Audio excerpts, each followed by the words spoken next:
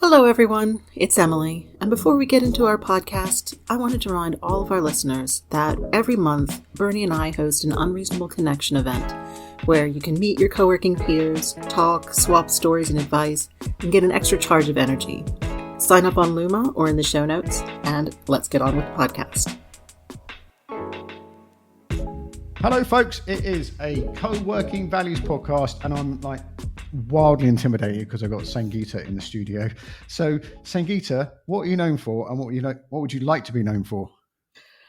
Hey, Bernie, thank you for having me once again on your podcast. And what am I known for? I am known for South Asian feminism. I run a podcast called Masala Podcast. I run a South Asian women's network called Sutras. And I would just like to be known for feminism until the day I die. I think that would make me a very, very happy person. You are. I think you're on the right track, love. It's all going I think all right, so isn't too. All right. Could you explain a bit about? I feel like a right podcast now. Can you explain a bit about your podcast, Sangeeta? Because it's not just it's a fucking movement, isn't it? And it is absolutely a movement. Yes. It started because I grew up not really having a voice in my community, in my culture. I grew up in India, in a slum in Mumbai.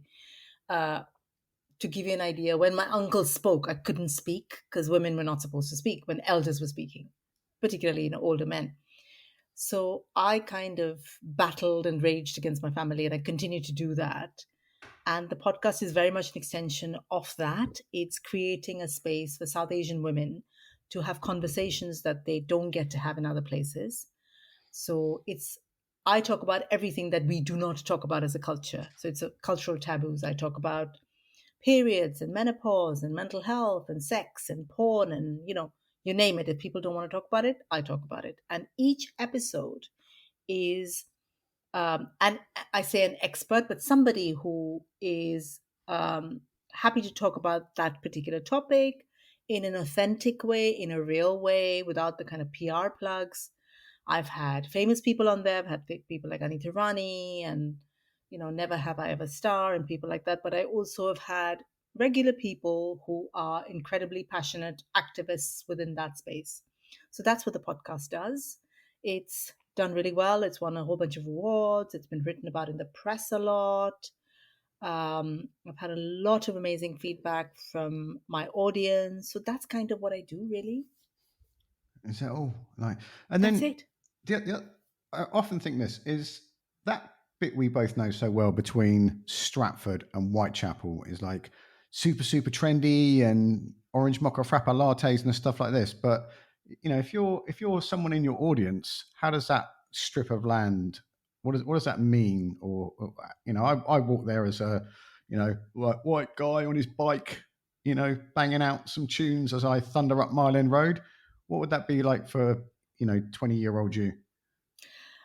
I think it's a beautiful part of London to live in because, excuse me, it's got this mix of cultures. I feel like it's got an immigrant heart, and it's got all the flavors of sort of different ethnicities. So I, as an Indian woman who's not really grown up here, I walk in there and I can see colors that reflect me, or I can smell the food that reflects me coming out of the windows of people's houses.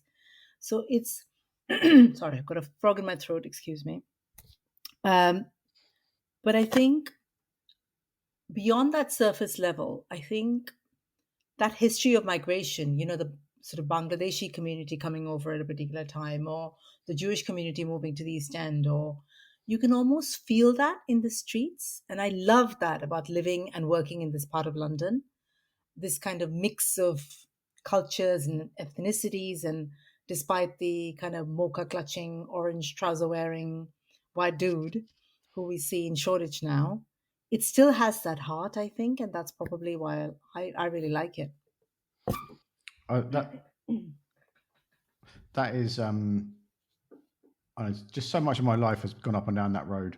And years ago, I lived on Brick Lane, and I thought I knew Brick Lane. And then my mate opened a bar with a guy called Hassan, and I discovered that it was like Diagon Alley in Harry Potter, walking up and down Brick Lane with someone who's Bengali is very Yeah. different from like, oh, let's go to the bagel shop. And it's just phenomenal. So as I'm talking about that, I'm thinking of where so you and I have been in 2 co-working spaces together. Yeah. We met in Bathtub the Boardroom in Yeah. 2018, I think it was. Yeah, 2018. I think at before Right I'd Club. launched my podcast, I think this was. It was. I think you launched your podcast when we were in Maynard Studios and it opened. Yes, I did. And post COVID. And what I've been thinking about this for a long time, as you know, is people on this podcast always say something like some form of I need a safe space.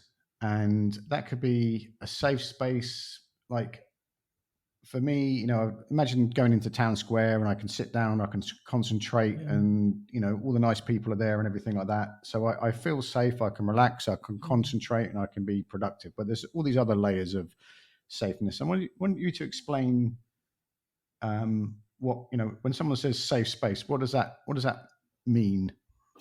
I think for safe spaces mean different things to different people, I think.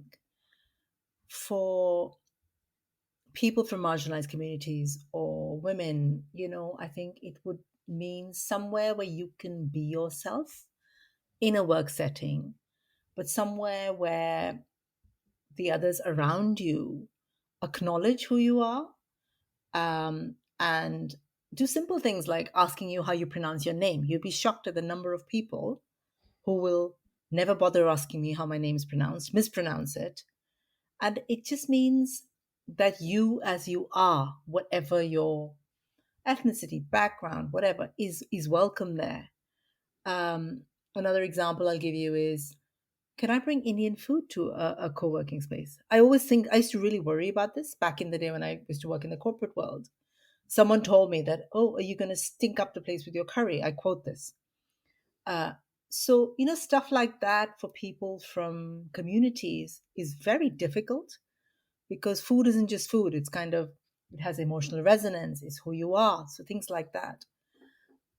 So that's from a specific personal cultural point of view, I think. But overall, I think it's a place that acknowledges your existence, that talks to you, that will notice if you don't turn up. I think you mentioned this in one of your articles this week, I think, Bernie.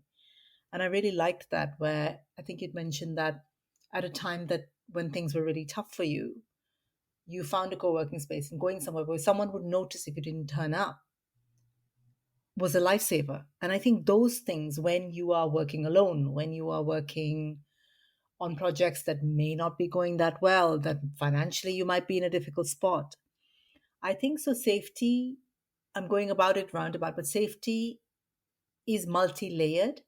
Safety is being okay or feeling okay in that space as you are, in your culture, in your heritage, in your whatever, but also for, I think, people to see you and acknowledge you. And that in itself feels safe for a human being, I think, because we're wired as human beings to live in community.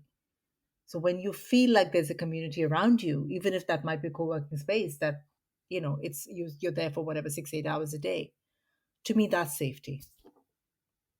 There's I was thinking as you were saying that the amount of times I've sat in things like Right Club and different co-working spaces, or sat down for lunch, and we've drifted into some conversation about loneliness. I remember, like at Creative Works, this happened twice, and it must have happened more than that, where people were.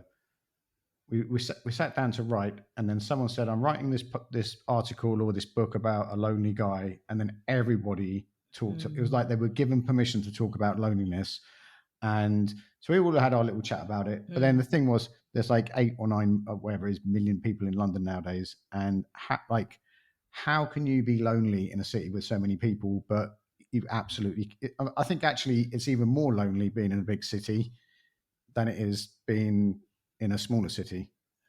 Absolutely. And you and I have spoken about this, Bernie, and I'm, very happy to talk openly about my own. I find London incredibly lonely.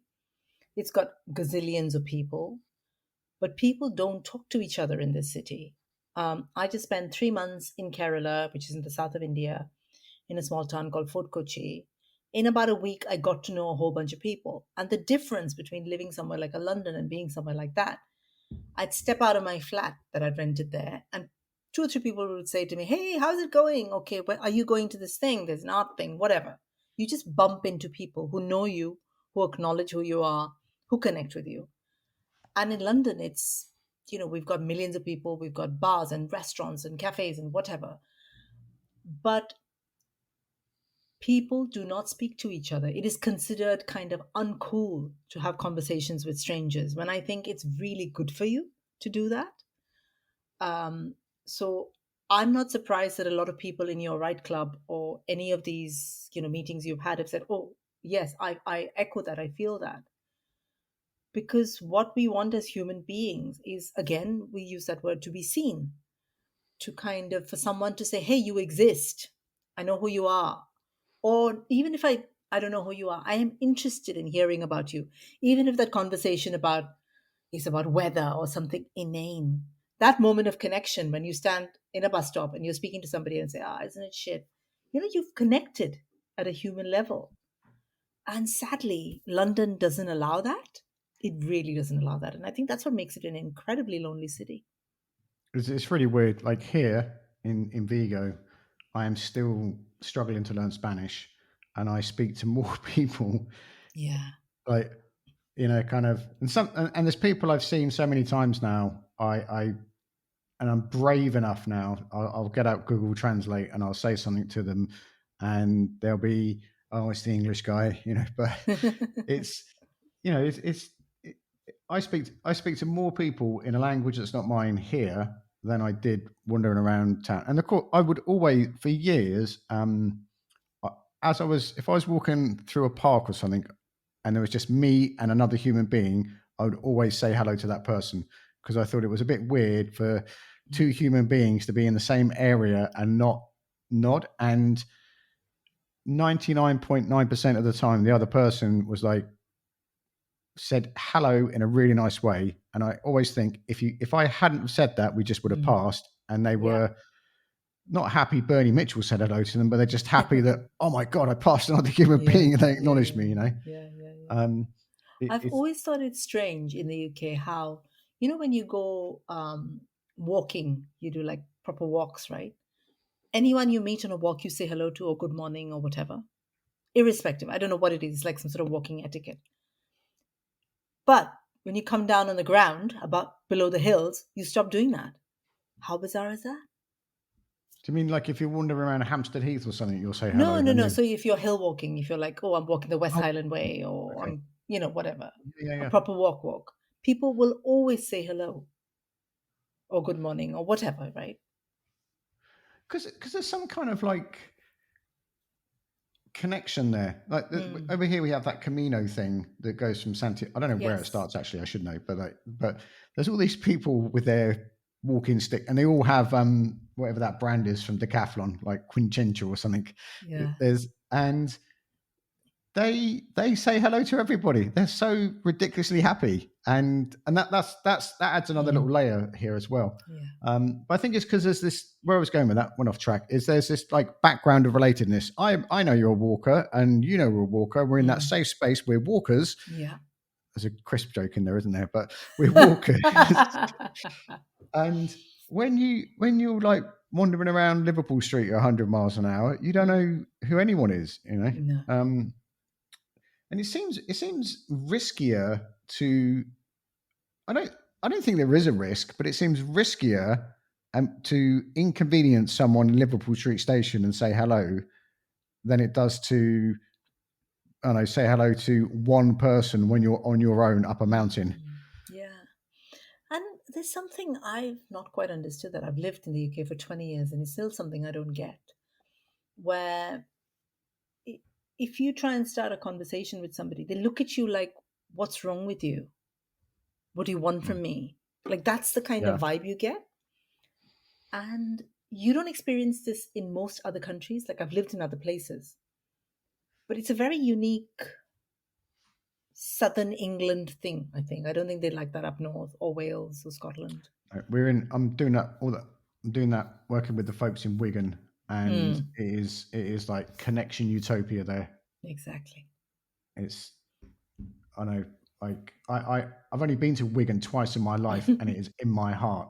Um, what would so I'm on this, as you know from stuff we talk about and read. Like I'm on this rant for co-working spaces to help people connect, but not in that like, oh, it's really nice to have community, like sort of like what in the way co-working spaces, and you've been to co-working assembly events and stuff like that. Like, is there something that you go like, oh my god, you folks, you just need to do this?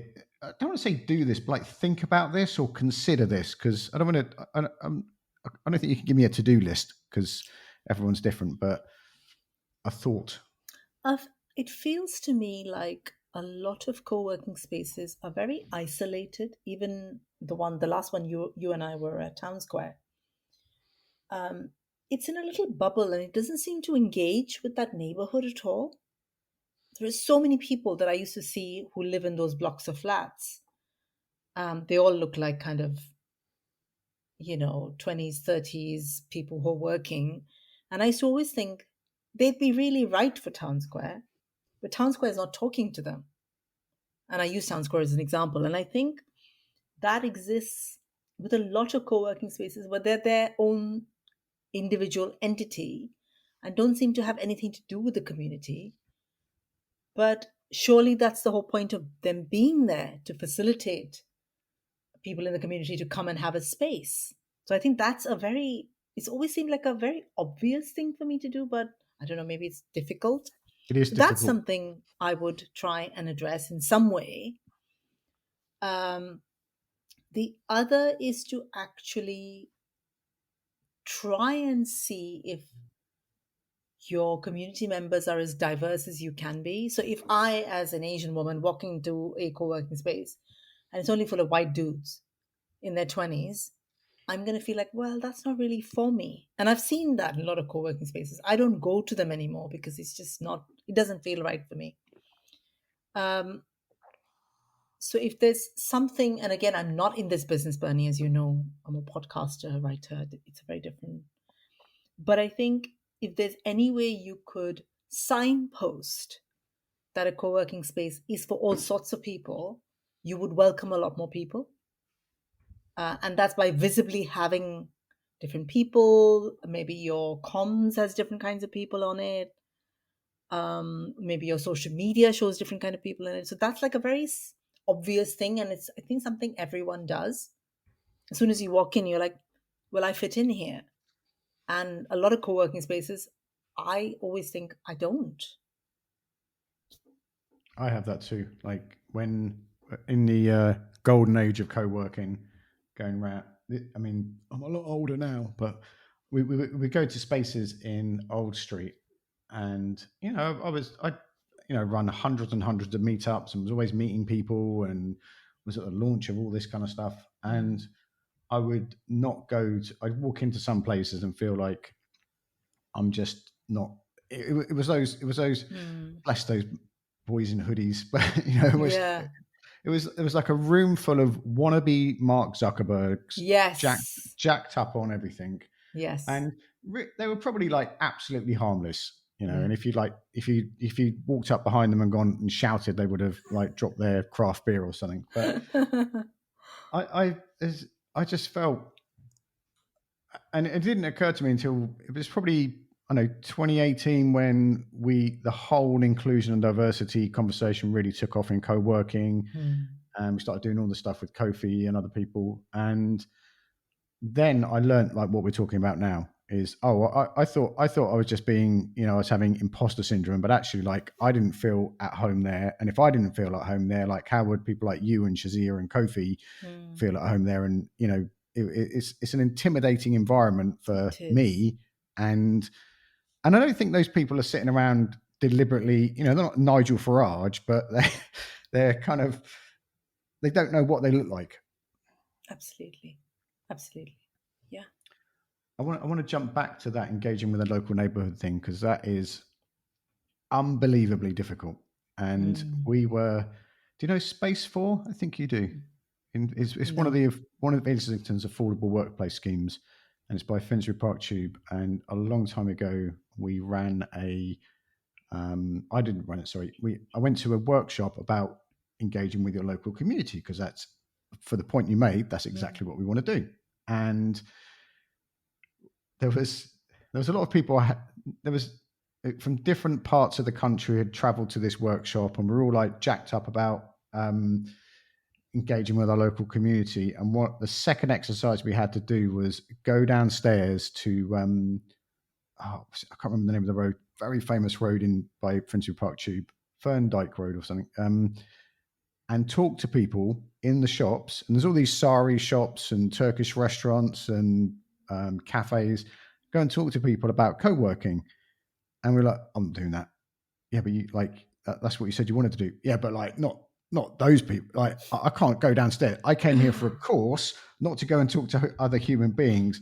And the people running the course were like, this always happens, and they made us go and do it, and we all came back upstairs and were terrified. But and then about a year after that was when Joe Cox, the MP, got murdered, and the whole Better Together, all the street parties. And at that time, I ran the work hubs with Phil in Euston, and we tried to find people on a local neighbourhood. And it was only when they had the street party in Euston that we actually saw loads of people. We ran a table and we did an art workshop on it that just kept on running. And we met more people from the local neighborhood on that day with them sitting around the table, coloring in and stuff. And we were just, I don't know what we did afterwards. We were like, I just didn't realize how hard it was to meet people in your neighborhood. And I think the fact you said, it is really hard. It's really weird. It's so hard is my point there. Sorry. No. I absolutely appreciate it. And sometimes these things from the outside look a lot easier than it is. So I hear you. But I agree with you. I feel like I'm not deflecting your point. It's what we should be doing. And when we can, that's one of the things we need to have more effort in is, imagine if everybody did go and engage with their local neighborhood. And I'm always saying that there's millions and millions of people in London, and there's only 1,000 and something co-working spaces, and none of them are going, I've got enough members. So there's all these people. It's like a banquet of people. Yeah. That sounds a bit weird, doesn't it? Sorry. But, all you can eat buffet and no one knows how to get to the table. I like that. That's a good metaphor. Oh, dear. So what is any last thoughts on how to be seen in life, the universe and everything?